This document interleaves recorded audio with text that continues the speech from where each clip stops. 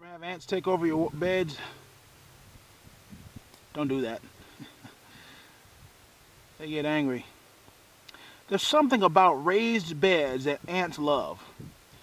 My guess is that because raised beds dry out so quickly, and because they use such a rich medium, and a medium that drains water very well and can dry out very quickly, it's easy for them to tunnel. I think it produces the perfect bed for them to nest in. All my raised beds eventually have ants in them, and I haven't really found any way to really get rid of them. I don't use the poisons and all that kind of stuff, because I don't want them to get on the plants. This is a bed of marigolds, and I got some amaranth, but the amaranth has really just not had much luck growing amaranth. And here's some amaranth right here. It's supposed to resist the drought. I just think it maybe takes a long time for these to get established and whatnot. And see that? They're just everywhere. They say just leave them alone, but I generally find the only way to really deal with them is to drown them out. Just wash them out and they leave if you get it wet. But again, I've got a plant here. These marigold, the amaranth here just doesn't like. It simply doesn't like. The amaranth here simply does not like. It's meant for drought, so it's the perfect environment for the ants. Now the ants don't seem to do anything to the plants themselves. They just kind of take over the whole bed, and you just need to be careful. Nope, I'm already feeling bites here on the ground. Sorry. So, you know, and it's just weird. It's just weird. So I'm probably going to transplant some more of the amaranth in here. Probably the rest of the amaranth that we have here. As you can see, the little red ones here. Get a little bit closer so you can see. See the red ones? All that's amaranth there. And ooh, what is this? Yeah, that's amaranth as well, I guess. And I mean, we're just gonna put them over there. That's what it comes down to. And this way, this could be kind of a flower bed, because that amaranth is nothing but a flower, and once it blooms, it'll just be about 6 foot tall and just bloom and go. And so,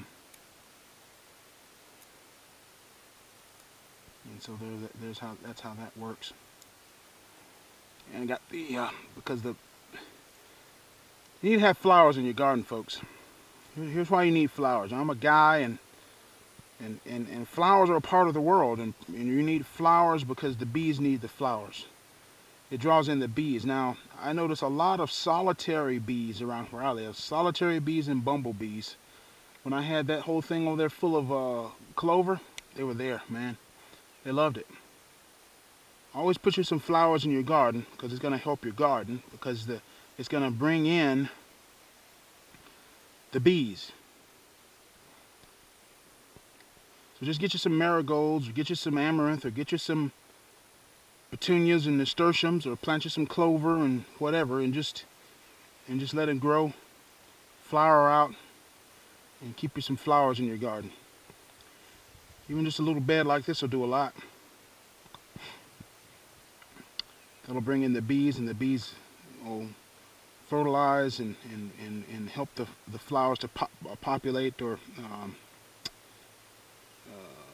pollinate rather, and you'll have a better garden. You can build a bee stand. Some people have gone to just having beehives and just bringing in beehives, and I figure if you've got these kinds of raised beds, and if you've got the flowers to draw them in, you'll bring in solitary honeybees, and if you drill a few holes in these raised beds, the solitary honeybees will start drilling holes. They'll start bedding in this kind of stuff themselves, especially that darker wood like that. And so you definitely want the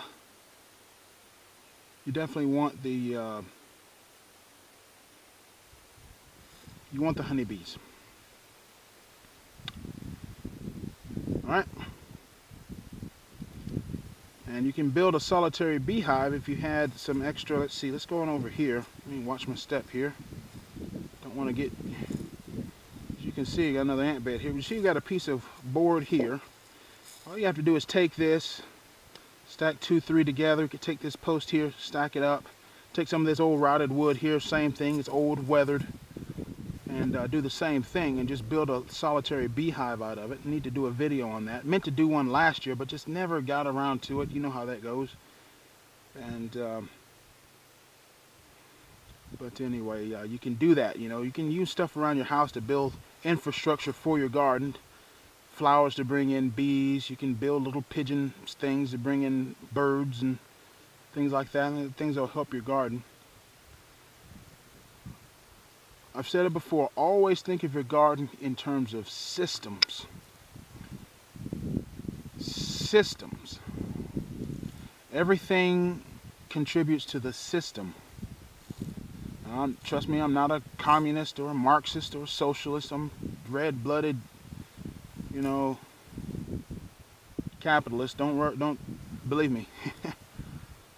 But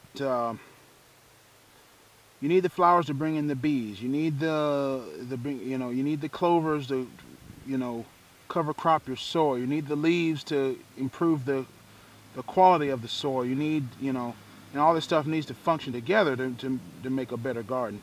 And over the long term, you'll have a better garden. Well, that's enough rambling.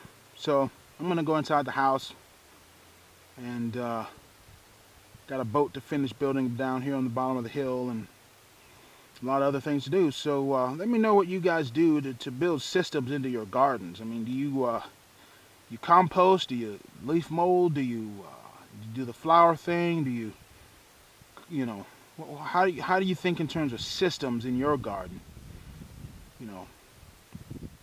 Because ultimately that's what it comes down to. Having a garden is almost like having a pet ecosystem, really. That's how I've always thought of it, and it served me well. So, all right, I'll talk to you guys later.